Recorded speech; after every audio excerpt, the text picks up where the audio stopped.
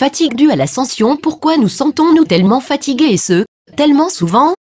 Parce qu'il y a plusieurs personnes, qui passent présentement par le changement de l'indigo au cristal, expérimentent de symptômes prédominants. Ils se sentent constamment épuisés, vraiment tout le temps et ne veulent que dormir. Et lorsqu'ils dorment, c'est d'un sommeil très profond et ils ne veulent pas se réveiller. Alors, que se passe-t-il et pourquoi nous sentons-nous ainsi?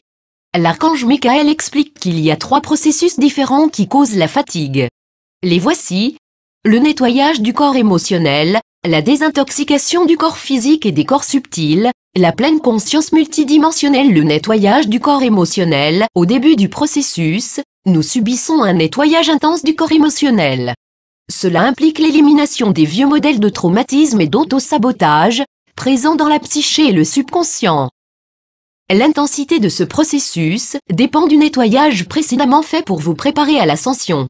Je suis une guérisseuse et j'ai aidé beaucoup de gens à se préparer, mais je n'ai jamais vraiment pris le temps de compléter mon propre processus. Alors lorsque je suis arrivée à la transition, j'ai expérimenté une intense transformation du corps émotionnel et ce, durant plusieurs mois.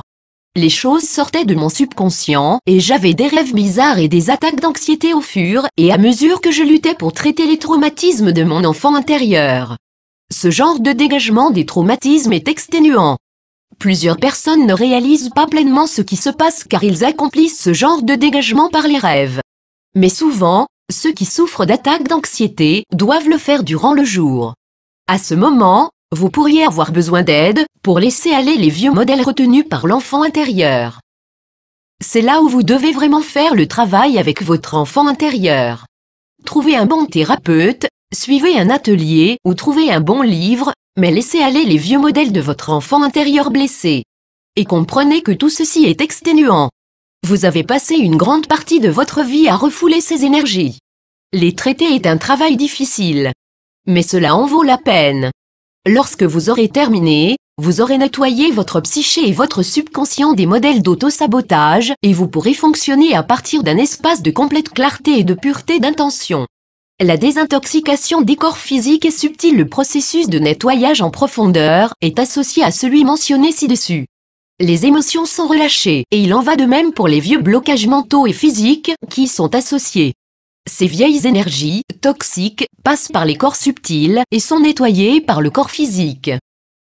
De plus, toute vieille toxine que le corps physique peut avoir sera nettoyée aussi. Ces processus de nettoyage et de désintoxication apportent beaucoup de tension aux organes d'élimination, tels les reins et le foie.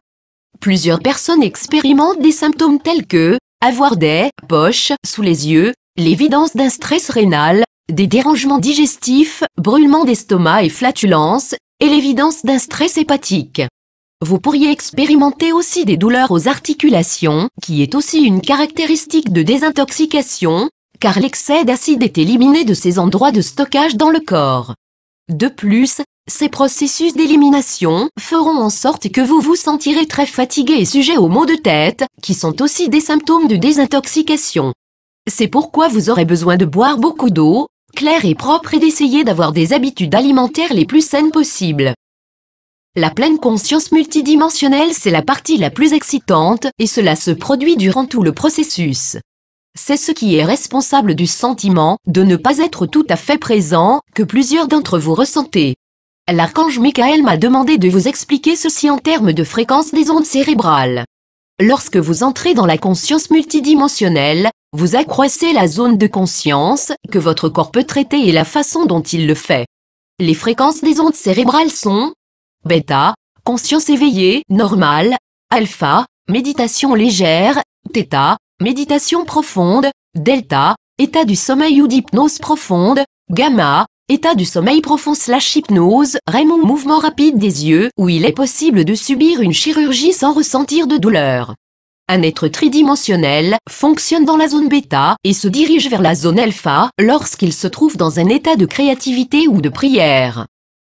Un être à 5 dimensions fonctionne dans les zones bêta/alpha/theta dans un état normal d'éveil. Votre conscience multidimensionnelle vous permet de vous rendre d'une zone à l'autre lorsque vous êtes éveillé. Mais cela cause de la fatigue. Votre corps a toujours identifié la zone θ comme étant une zone de relaxation profonde, présente lors de la phase de pré-sommeil. Alors, lorsque les ondes de votre cerveau se changent en ondes θ, il vous envoie le message que vous êtes fatigué et que vous êtes sur le point de dormir. Puisque nous sommes conditionnés à répondre à ce signal par de la fatigue et du sommeil, nous ressentons alors le besoin d'aller nous coucher. Un être à 6 dimensions, qui s'entraîne à se diriger vers la pleine conscience christique du 9D, 9e dimension, apprendra à se déplacer entre les ondes θ et gamma, dans un état de plein éveil. Maintenant vous pourriez définitivement penser que vous dormez. Le truc, c'est d'apprendre à se mouvoir dans ces états sans paniquer et sans rester perdu dans un état ressemblant au rêve.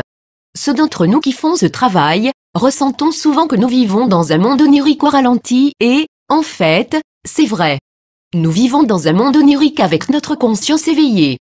Cela peut prendre un certain temps avant de maîtriser tout cela, mais une fois que c'est fait, nous avons la clé vers une immense créativité et la manifestation de miracles. Dans ce profond état de conscience, nous pouvons, littéralement, courber et mouler le temps et la matière avec notre intention pure. Alors, comprenez que votre corps apprend à s'adapter aux différentes zones des ondes cérébrales. Une note de prudence, faites attention lorsqu'un de ces états se produit. Restez ancré, restez dans votre corps.